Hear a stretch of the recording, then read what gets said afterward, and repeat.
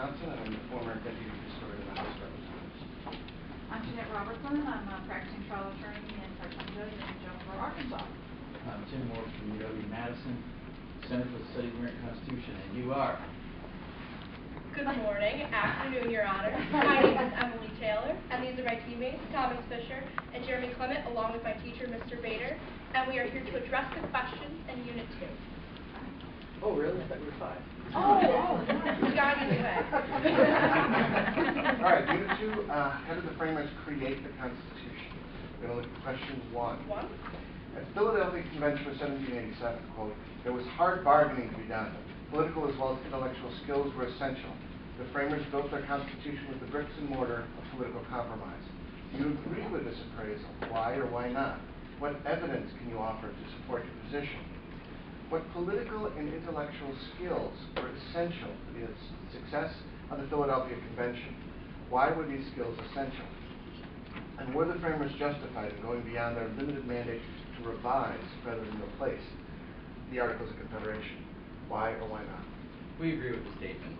James Madison stated that the convention was the greatest single effort of national deliberation the world has ever seen. The founders were already in a precarious position after changing their mandate from amending the Articles. The Constitution had to be accepted by 9 of 13 states to achieve legitimacy pursuant to Article 7. Therefore, the ability to compromise was paramount. The Constitution was characterized by Alexander Hamilton as a bundle of compromises, a mosaic of second choices accepted in the interest of union. The Slave Trade Compromise, which allowed slaves to be imported until 1808, was adopted despite Northern objections to slavery in order to ensure Southern acceptance of the Constitution. Also, the Connecticut Compromise reconciled representation issues between the large and the small states. The adoption of the Electoral College has fueled controversy. This compromise has diluted popular sovereignty. The people cannot elect their executive through a popular election as they do in every single state. This has resulted in 5 elections counter to the popular vote.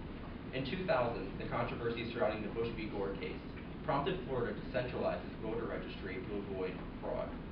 These compromises held together the Union and the economy that was collapsing underneath the Articles of Confederation. The remarkable successes of the Philadelphia Convention are due to the intellectual and political skills of compromise, forward thinking, and being in touch with the will of the people. Compromise was an absolute necessity as the states made up vastly different cultural demographics, large states and small states, various economies, and slave and free states. The Connecticut Compromise is one example of such, in which a bicameral legislature was formed taking elements of both the New Jersey and Virginia plan, allowing for the interests of both large and small states to be represented in our legislative branch. Forward thinking was also a great intellectual skill required at the convention. The founders had to create a living document which could be flexible as our nation grew and changed. To do this, a system of creating amendments was included in Article 5, and the document was kept concise. This allowed it to be interpreted by later generations through the use of clear language.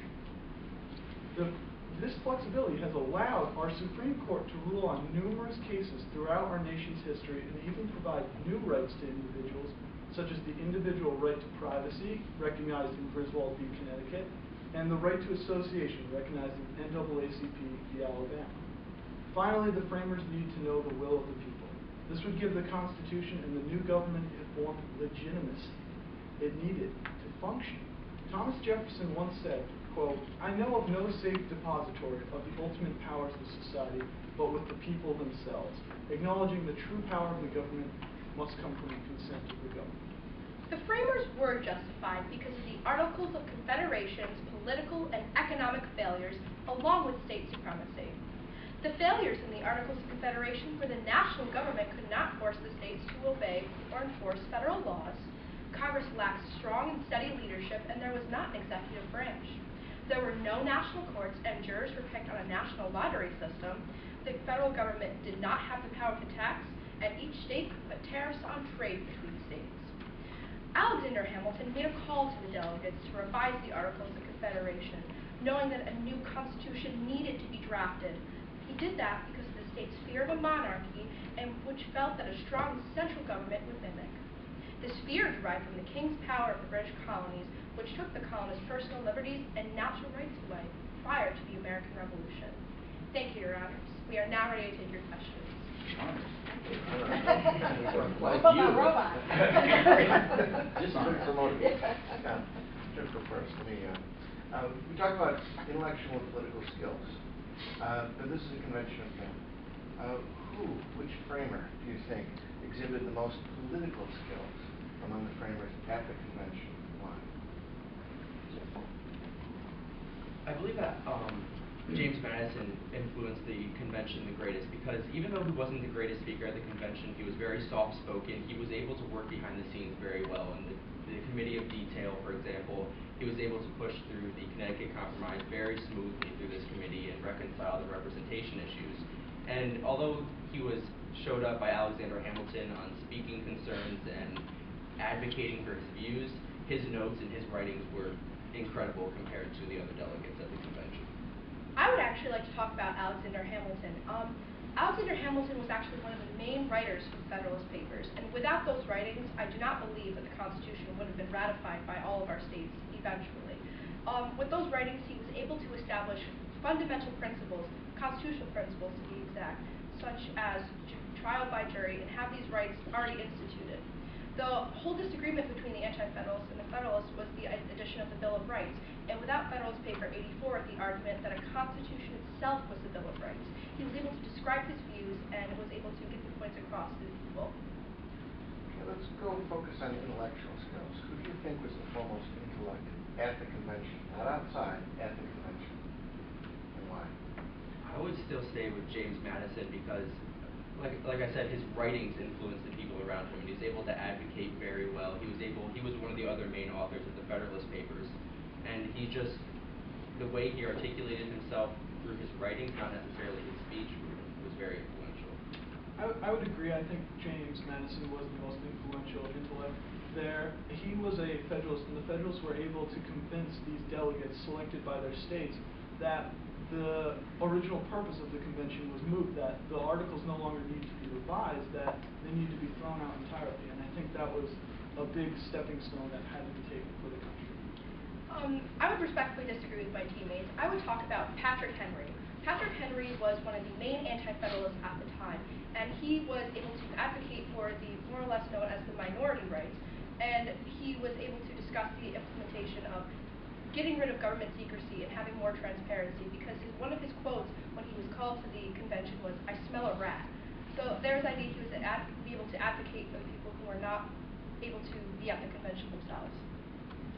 You know, interesting, there were some very major issues that were not addressed at the Philadelphia Convention, and I'd like you to discuss what those might have been, and in your opinion, why did that cause some significant issues after the convention? One major topic I believe was left out was gender equality with women's rights. During the convention,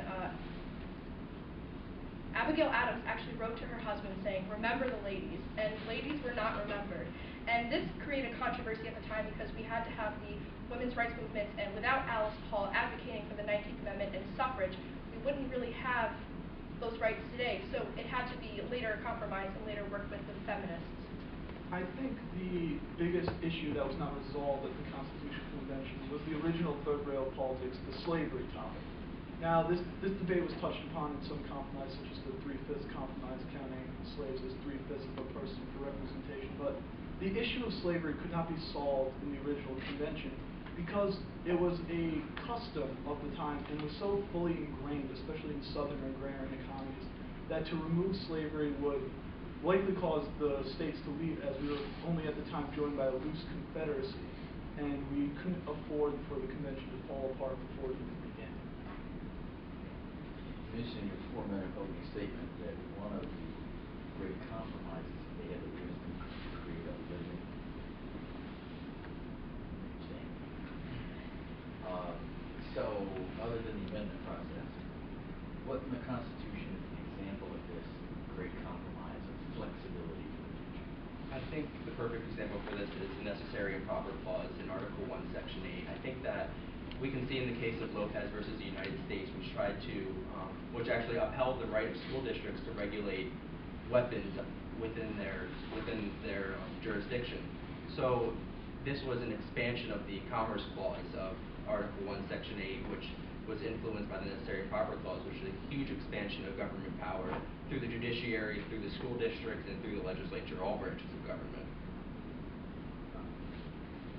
And also in the Ninth Amendment, where there are powers that are unenumerated, which claims that they're left to the people. So the Ninth Amendment was used to uphold rights such as privacy, which was upheld in Katz versus the United States and Griswold versus Connecticut, using the First, Third, Fifth, and Ninth Amendments. So if I'm a person that's saying, you know, the bargain on the flexible Constitution was a horrible bargain because it shouldn't be a flexible Constitution, how would you address that? Well, I would say you sound a bit like a strict constructionalist. You nailed it. I said not, go ahead.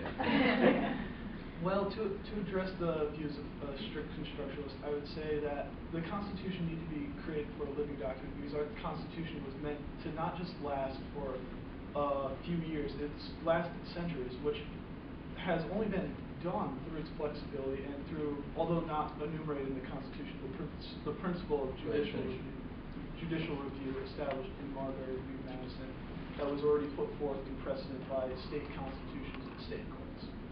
Thank you. Very good.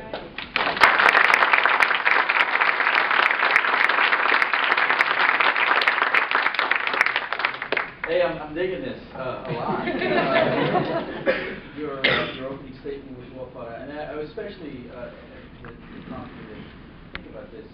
That the compromise they came up with was a living document. I hadn't thought about that being a compromise. So I got to think about that a little bit. So and that's good. I got to think about stuff. I also, in that same line of reasoning, you made the argument, as we see in Griswold, as we see in the Alabama case, right association, and how that played forward. So I thought that was very effective use of constitutional content. Well, I'll leave the convention stuff to Fred to address. You know, my question on flexibility, necessary and proper, and confess order to Congress in both ways. And the Ninth Amendment is a good use of constitutional support for that argument. So, very good in your argumentation and use of evidence. Thank you. I love the opening argument, especially quoting Madison, especially Hamilton's mosaic second choice. Very helpful in emphasizing the question of compromise, as well as the setting out the political skills necessary, forward thinking, but connecting the living document with amendments, which was different than what you've done in the responses, which is helpful to sort of even tip the hat to the strict constructionalism. But one of the things with the question of the political skills and intellectual skills probably would have been stronger if you'd stayed within the convention itself, because that was what the question was about, both of those. The convention is quite a bit different than the ratification process, and the Federalist, anti-Federalist arguments are outside. Want to see of how the convention itself worked. Maybe you could have brought in, say, for example, the political skills of George Washington, sort of being the president or the presider of the convention. But it was good when we emphasized the role of Madison behind the scenes, especially with the Committee on Detail. That was a very strong point. We wanted to keep you a little more in the convention rather than outside. But otherwise, that's all quite strong. I'm not going to go through what they did. I concur with what both of my judges say. I would like to say that I was very surprised and excited that you put down, they did talk about gender equality. Thank you. They did not. And, you know, slavery probably was the most noted issue that they really did deal with very well. Third rail issue, very important point. Loved all the citations that you brought forward into cases that came up, you know, in the Supreme Court. And I just really enjoyed this discussion with your group. It was very intellectual and very in-depth. Thank you so much. Thank you.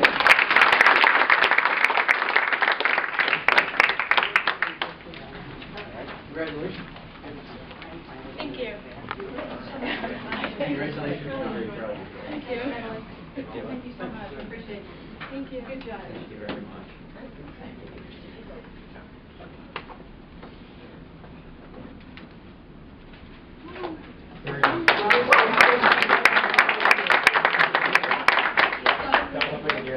Well, nothing's guaranteed. 3 minutes is your next unit.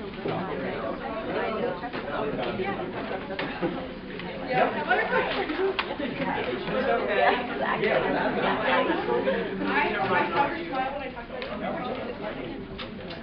It's fine. Yeah, so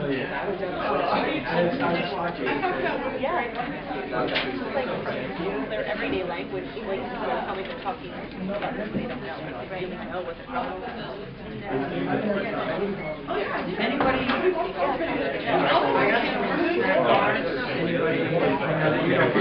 Water? I was going to say what I was. When